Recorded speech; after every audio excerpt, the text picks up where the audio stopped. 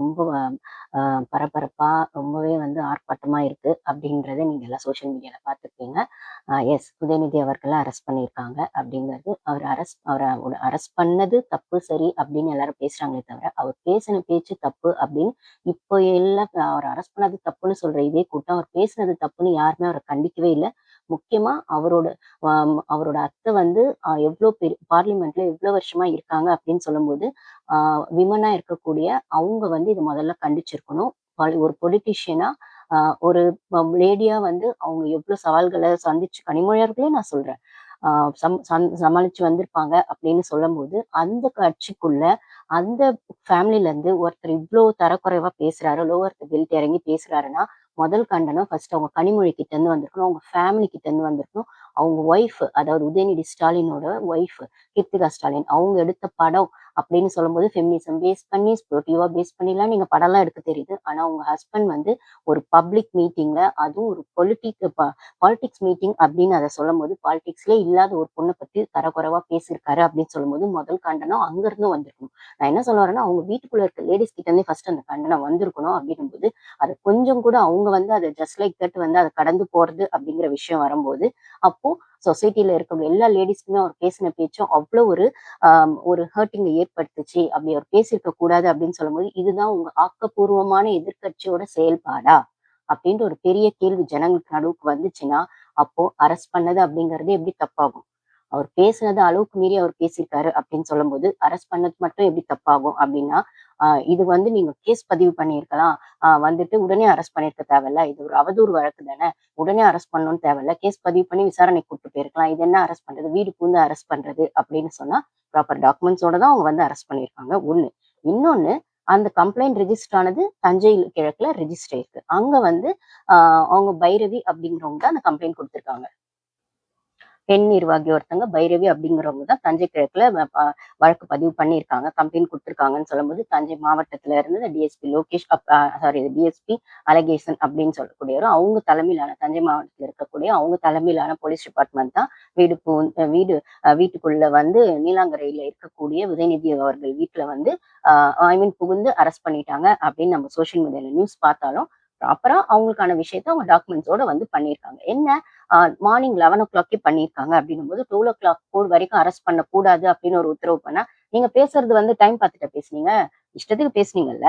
அப்படின்னு சொல்லும்போது, உங்கள அரெஸ்ட் பண்ணும்போது டைம் பார்க்கணுமா? அப்படிங்கிற ஒரு கேள்வி வருது. 1. நீங்க நேத்து பேசிட்டு, அதுக்கப்புறம் நீங்க முன்ஜாமீன் வாங்கிட்டு எஸ்கேப் ஆயிட்டீங்க அப்படின்னு சொன்னா, இஷ்டத்துக்கு அப்போ வலைத்தளங்கள்லயோ, சோசியல் மீடியாலயோ, இல்ல ஒரு இப்ப பேசுறதே பொண்ணுங்கள பத்தி பேசுறது தப்புன்னு எல்லாரும் ஒரு ஸ்ட்ராங்கா ஒரு அவேர்னஸோட பொண்ணுங்க இன்னைக்கு வெளியில வந்துட்டு இருக்கும்போது, ஒரு பொலிட்டிக்கல் லீடர், அதுவும் காலங்காலமா ஃபேமிலி பாலிடிக்ஸ் பண்ணிட்டு இருக்கக்கூடிய குடும்பத்துல இருந்து ஆக்கப்பூர்வமான எதிர்க்கட்சியா செயல்படக்கூடிய திராவிட கழகத்தோட இப்ப இருக்கக்கூடிய எதிர்க்கட்சி தலைவரா செயல்படக்கூடிய உதயநிதி அவர்கள். அதுவும் காலங்காலமா கலைஞர் அவர்கள் பரம்பரையில இருந்து வந்த கலைஞரோட பேரன். அப்போ உங்களுக்கு தெரிஞ்ச நாகரிக அரசியல் இதுதானா? அப்படின்னு ஒரு கேள்வி வந்தா, நீங்க யார பத்தி பேசுறீங்கன்றது ஊருக்கே தெரியும். யார பத்தி. நீங்க அந்த வார்த்தைய அவங்களோட பேர சொல்லலனாலும், த்ரிஷா அப்படின்னு நீங்க சொல்லலனாலும், கீழ உங்களோடது தொண்டர்களா இருக்கக்கூடியவங்க பேசும்போது நீங்க சிரிச்சீங்க அப்படின்னு சொல்லும்போது, எவ்ளோ கீழ்த்தரமா நீங்க இறங்கி உங்களோட அரசியல் விமர்சனத்த வைக்கிறீங்க அப்படின்றதே உங்களோட பொலிட்டிக்கல் அந்த ஒரு அஜெண்டாவ காட்டுது. நீங்க எந்த அளவுக்கு உங்களோட ஃபெயிலியர ஒத்துக்க முடியாம எவ்ளோ எக்ஸ்போஸ் ஆகுறீங்க அப்படிங்கிற ஒரு விஷயத்த காட்டுது. நீங்க பேச போனது எதுக்கு பேச போனீங்க தஞ்சாவூருக்கு? காவிரி வரும், வராது. அதுக்கு சீஃப் மினிஸ்டர் ஆக்ஷன் எடுக்குறாரு, எடுக்கல. சீஃப் மினிஸ்டர் என்ன பண்றாரு? அப்படிதானே பேச போனீங்க. நீங்க அவர பத்தி மட்டும் தான் பேசணும். இல்ல காவிரி தண்ணிய பத்தி பேசணும். இல்ல அவரோட அரசியல் எப்படி இருக்குன்றத விமர்சனம் பண்ணணும். அப்படி இல்லாம அவரோட பெர்சனல பேசினது முதல்ல தப்பு. அது இல்லாம நீங்க பாலிடிக்ஸ்குள்ள இல்லாத ஒருத்தங்கள பத்தி பேசினது அதை விட தப்பு அப்படின்னு சொல்லும்போது, நீங்க இஷ்டத்துக்கு பேசுவீங்க, எல்லாரும் வேடிக்கை பார்ப்பாங்க அப்படின்னா, உங்க கட்சியில இருக்க லேடீஸ் மேபி வேடிக்கை பார்க்கலாம். புரியுதுங்களா? எல்லா லேடீஸும் வேடிக்கை பார்க்கணும்னு அவசியம் இல்ல. அப்போ அ த்ரிஷாவ புடிக்காதவங்க கூட, டிவிக்கே அவ புடிக்காதவங்க கூட, நீங்க பேசின பேச்சுக்கு கோவம் வரும் அப்படின்னா, அந்த அளவுக்கு கீழ்த்தரமா இறங்கி பேசியிருக்கீங்க. இதுல உதயண்ணா, உதயண்ணா, உதயண்ணா அப்படின்னா, அந்த அண்ணான்னு சொல்றவங்க வீட்லலாம் பொண்ணுங்க இருக்காங்கன்னா, அவங்க வீட்டு பொண்ணுங்கள பேசினா ஒத்துக்குவீங்களா? அப்படின்னு சொன்னா, அப்போ ஒருத்தங்களோட பெர்சனல் லைஃப்குள்ள போய் ஜட்ஜ் பண்றதுக்கு யாருக்குமே ரைட்ஸ் இல்லன்னு சொல்லும்போது, நீங்க பேச போன பாலிடிக்ஸ்க்கு நடுவுல, நீங்க பேச போன பொலிட்டிக்கல் ஸ்பீச்க்கு நடுவுல, காவேரி பிரச்சனைக்கு நடுவுல அவங்க எங்க வந்தாங்க? பாலிடிக்ஸ்ல இல்லாதவங்க எங்க வந்தாங்க? அப்படின்னும்போது, நீங்க சீஃப் மினிஸ்டர் தரக்குறைவா உங்க உங்க கட்சியில இருந்து நெறைய பேர் பேசிக்கிட்டே இருக்காங்க அப்படின்னு சொல்லும்போது, இப்போ ஒரு வாரம் முன்னாடி கூட அவர் மார்கண்டேயன் அவர்கள் பேசினாரு. இதுக்கு வரட்டும், சட்டசபைக்கு வரட்டும், எலும்பு உடைச்சிடுறேன் அப்படின்னு சொன்னது அது ஒரு த்ரெட்.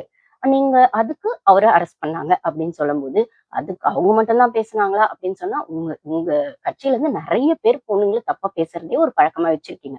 ஏன் அவங்க தாத்தா அவர்கள் கலைஞர், அவர் மட்டும் என்ன? இத பத்தி நான் ஒரு வீடியோவே போட்டிருக்கேன். நான் வேணா டிஸ்கிரிப்ஷன் அந்த லிங்க் குடுக்குறேன். அப்போ அம்மாக்கு நடந்தது, சட்டசபையில நடந்த அவமானம் எவ்வளோ பேருக்கு ரியலா தெரியும் அப்படின்னும் போது, நம்ம வந்து வாய் வார்த்தையா கேள்விப்பட்டிருக்கோம், இல்லைன்னா படிச்சிருக்கோம் அப்படின்னு சொல்லும்போது, இன்னுமே அந்த டைம்ல இந்த ஜேர்னலிஸ்ட் துரை கருணா அவர்களோ, இப்ப வந்து ஜேர்னலிஸ்ட் மணி அவர்களோ இன்னும் 2, 3 பேர்லாம் அத பத்தி பேசிக்கிட்டே இருக்காங்க. இல்ல அன்னைக்கு இருந்த போலீஸ் ஆபீசர்ஸோ, அன்னைக்கு அந்த கட்சிக்குள்ள இருந்தவங்களுமே நிறைய பேர் அதுக்கு சாட்சி அப்படின்னு சொல்லும்போது, நீங்க மூடி மறைச்சிட்ட ஒரு உண்மை இல்லன்னு ஆயிடாது அப்படின்னும்போது, கலைஞர் அவர்களுமே அம்மாவ அப்படிதான் பேசியிருக்காரு அப்படின்னு சொல்லும்போது, காலங்காலமா நீங்க பொண்ணுங்கள மட்டமா பேசுறதே ஒரு அரசியலா வச்சிருக்கீங்கன்னா, இதுல வந்து நீங்க தமிழ்நாட்டுக்கு என்ன நல்லது செய்றீங்கன்றத விட, முதல்ல தமிழ்நாட்டுல இருக்க பொண்ணுங்கள மதிக்க கத்துக்கோங்க அப்படிங்கிறத தான் சொல்ல வேண்டியதா இருக்கு. அப்போ த்ரிஷாக்காக வக்காலத்து வாங்கிட்டு வரீங்க. த்ரிஷாக்காகலாம் இல்ல. யாரா இருந்தாலுமே பேசியிருக்க கூடாது. அவங்க பெர்சனல்குள்ள பேசியிருக்க கூடாதுன்னு, அதுவும் பொலிட்டிக்கல்ல சம்மந்தமே இல்லாம பாலிடிக்ஸ்க்கும் அவங்களுக்கும் சம்மந்தமே இல்லாத இடத்துல நீங்க ஒரு ஒரு அவ்ளோ ஒரு ஆபாசமான பேச்ச பேசியிருக்கீங்க அப்படின்னு சொல்லும்போது, சீஃப் மினிஸ்டரையும் இஷ்டத்துக்கு வந்துட்டு அவன் இவன்னு பேசுறது, நாதாரின்னு பேசுறது, அதுக்கப்புறம் வந்து எலும்பு உடைச்சிருவேன்னு பேசுறது, நீங்க என்ன வேணா பேசினா வேடிக்கை பார்த்துக்கிட்டே இருக்கணும் அப்படின்றது அவசியம் இல்லைன்ற ஒரு பக்கம் இருந்தாலுமே, இவரு மார்க்கண்டேயன் பேசுனதுமே தப்பு அப்படின்னு சொல்லி தான் அரெஸ்ட் பண்ணாங்க. இன்னொரு விஷயம் இதுல கேட்டா, அவர அரெஸ்ட் பண்ணது அவர ஜுடிஷியல் கஸ்டடியில 1 வீக் வச்சிருக்காங்க அப்படின்னு சொல்லும்போது, அவர் பேசினது அது வந்து அவங்க ஒண்ணு பேசவும், கீழ வந்து டிவிகேக்கு சப்போர்ட் பண்றவங்களோ, இல்ல ஜெனரலா இருக்கவங்களோ யாராவது பார்த்தா, என்ன இஷ்டத்துக்கு சீஃப் மினிஸ்டர் இப்படி பேசுறீங்கன்னு ஒருத்தர்ன்னு பேசி வாய் தகராறாயி, அது ஒரு கலவரமா ஆயிடக்கூடாது அப்படின்றதுக்காக, ஒரு வகையில டிவிகே நல்லா தான் பண்ணியிருக்கு. அவர் மார்க்கண்டேயன அரெஸ்ட் பண்ணி உள்ள வச்சது. இல்லன்னா சீஃப் மினிஸ்டருக்கு பேசினதுக்கு பப்ளிக்ஸே யாராவது வந்து அதாவது டிவிகே போட்டவங்களோ, இல்ல பப்ளிக்கமே யாராவது இப்படி தரக்குறைவா பேசுறீங்களே சரி, தப்புன்னு ஆர்குமெண்ட் ஆயி, அந்த ஒரு மீட்டிங்கே கலவரமா ஆயிடக்கூடாது. ஜனங்க கிட்ட இவங்க மரியாதை இன்னும் டேமேஜ் ஆகக்கூடாதுன்றது போலீஸ் வந்து ஒரு வகையில மார்கரெட் அவர்கள காப்பாத்தி தான் வச்சிருக்காங்கன்னா, கிட்டத்தட்ட உதயநிதி அவர்களுக்கும் அதே தான் நிலைமை. இப்ப வந்து இது வந்து இன்னும் கொஞ்சம் இப்பதான் சோசியல் மீடியால எல்லாரும் பேச ஆரம்பிச்சாங்க. நான் நேத்து இந்த வீடியோ பேசணும்னு நெனச்சேன். ஆனா இது ரொம்ப சென்சிட்டிவான விஷயம். இது வந்து பேசணுமா? அவங்க புத்திக்கு அவங்க அந்த அளவுக்கு பண்றாங்கன்னா பேசணுமா? அப்படின்ற மாரி ஒரு பக்கம் இருந்தாலுமே, இப்ப அரெஸ்ட் பண்ணி கூட்டு போம்போதுமே அந்த வீடியோஸ்லாம் பார்க்கும்போது கொஞ்சம் கூட குற்ற உணர்ச்சி இல்ல. செஞ்ச தப்புன்றது ஒண்ணு கூட அந்த ஒரு ரியலைசேஷனே இல்ல. அப்படி சிரிச்சுட்டு இருக்காரு உதயநிதி. ஏன் உங்க உங்க அத்தையுமே எவ்வளவு நாளா காலங்க உங்க ஃபேமிலில மேபி உங்க ஒய்ஃப் வராம இருந்திருக்கலாம். மத்தபடி உங்க மத்த லேடீஸ் யாராவது வராம இருந்திருக்கலாம். ஆனா கனிமொழி அவர்கள் காலங்காலமா அரசியல்ல இருக்காங்க தானே! அவங்கள பத்தி யாராச்சும் இப்படி பேசினா நீங்க சும்மா விடுவீங்களா? ஏன் கனிமொழி அவர்களே இப்ப எதிர்க்கட்சியா இருக்கக்கூடிய பிஜேபி யாரோ ஒருத்தர் பேசினா, இல்ல டிவிகேல இருந்தே யாராவது இப்படி பேசியிருந்தாங்கன்னா, உடனே ஃபர்ஸ்ட் கண்டனம் அவங்க கிட்ட இருந்து தானே வந்திருக்கணும். தமிழ் சித்தாங்க பாண்டியன் அவர்கள். அவங்க தானே கண்டிச்சிருக்கணும். இப்படிலாம் பேசக்கூடாது. இது அரசியல்ன்றதுக்காக நீ இந்த அளவுக்கு பேசுறது சரி. வயசுலயும் அவங்க பெரியவங்க தானே! பொலிட்டிக்கல்லயும் அவங்க பெரியவங்க தானே உதயநிதிய விட. உதயநிதி அப்பாக்கு தான் இப்ப வந்து சரியா யோசிக்க மாட்றாரு. ரீகவுண்டிங் போய் என்னமோ ஒண்ணு பண்ணாரு. உதயநிதி அத்தைக்கு எங்க போச்சு? ஏன் உதயநிதி ஒய்ஃப்க்கு எங்க போச்சு புத்தி? சொல்லியிருக்கலாம்ல. காலங்காலமா நீங்க அரசியல்ல இருக்கீங்க அப்படின்னு சொல்லும்போது, ஏன் உதயநிதி அம்மா? அவங்க என்ன பண்ணாங்க? ஸ்டாலின் அவங்க ஒய்ஃப். அப்படின்னும்போது இஷ்டத்துக்கு உங்க புருஷன் அவர் தோத்துட்டாருன்றதுக்காக, உங்க புள்ள சிஎம் ஆகலன்றதுக்காக, இஷ்டத்துக்கு இப்படி பேசுறது நம்மளோட அரசியல் நாகரீகம் இல்ல. காலங்காலமா நம்ம வந்து கட்டி காப்பாத்திட்டு இருக்க திராவிட அரசியலுக்கு நம்ம இப்படி ஒரு பண்றது சரியான ஒரு கலாச்சாரமா இருக்காது. நம்ம ஒரு பீப்புள் லீடரா இருக்கும்போது இப்படி பேசக்கூடாது அப்படின்னு உங்க வீட்ல அட்வைஸ் பண்றதுக்கு நியாயமா ஒரு லேடிஸ் கூட இல்லையா? வயசுல மூத்தவங்களோ, சின்னவங்களோ, ஒய்ஃப்ன்னு சொல்லக்கூடிய உதயநிதி அவங்க ஒய்ஃபோ, இல்ல ஸ்டாலின் அவங்க ஒய்ஃபோ ஒருத்தவங்க கூட இல்லையா? முக்கியமா கனிமொழியில முதல் கண்டனம் எதுக்கு தெரிவிச்சிருக்கணும்? ஒரு பீப்புள் லீடரா? அப்படின்ற கேள்வி வரும்போது, அரெஸ்ட் பண்ணது மட்டும் தப்பு. லீகலா அவங்க வந்து ஆக்ஷன் எடுக்கல. லீகலா வந்து அரெஸ்ட் பண்ணியிருக்க கூடாது. வீடு புகுந்து அது வந்து வழக்கு தான் பதிவு பண்ணியிருக்கணும் அப்படின்னா, அவரு கூட தான் ஒரு பப்ளிக்ல இந்த மாரி பேசியிருக்க கூடாது. அன்னைக்கு ஏன் பண்ணல? அது வந்து தெரிஞ்சு தானே பேசினாரு. ஏதோ ஒரு ஃப்ளோல பேசிட்டாரா? தெரிஞ்சு தெளிவா தானே பேசி போயிருப்பாங்க. இவங்க வந்து காவேரி நீர் உள்ள வரணும்னு பேசுறாங்களா? இல்ல டிவிகேக்கு அகைன்ஸ்டா ஸ்டெப் எடுக்குறாங்களா? அப்படிங்கிறது ஒவ்வொரு வாட்டியும் இவங்க இவங்க சொன்னாங்க. எதிரி கட்சி அரசியலா இல்லாம எதிர்க்கட்சி அரசியலா செயல்படணும். ஃபர்ஸ்ட் உதயநிதி சொன்னார் தானே சட்டசபையில.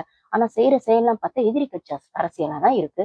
நீங்க நாட்டுக்கு நல்லது நான் ஆல்ரெடி என்னோட வீடியோஸ் பார்க்குறவங்களுக்கு தெரியும். ஆளுங்கட்சியோ, எதிர்க்கட்சியோ 2 பேரும் சேர்ந்து நாட்டுக்கு நல்லது செய்யறது தான் நியாயமான அரசியலா இருக்கும் அப்படின்னு சொல்லும்போது, நீங்க தோத்துட்டீங்கன்ற ஒரே காரணத்துக்காக, இல்ல அவங்க உங்கள மீறி ஜெயிச்சுட்டாங்கன்ற ஒரே காரணத்துக்காக, இந்த அளவுக்கு கீழ்த்தரமா இறங்கி போறீங்கன்னா, உங்களோடது எக்ஸ்பீரியன்ஸான அரசியல் அப்படின்னு சொல்றதுல இதுதான் உங்க எக்ஸ்பீரியன்ஸா?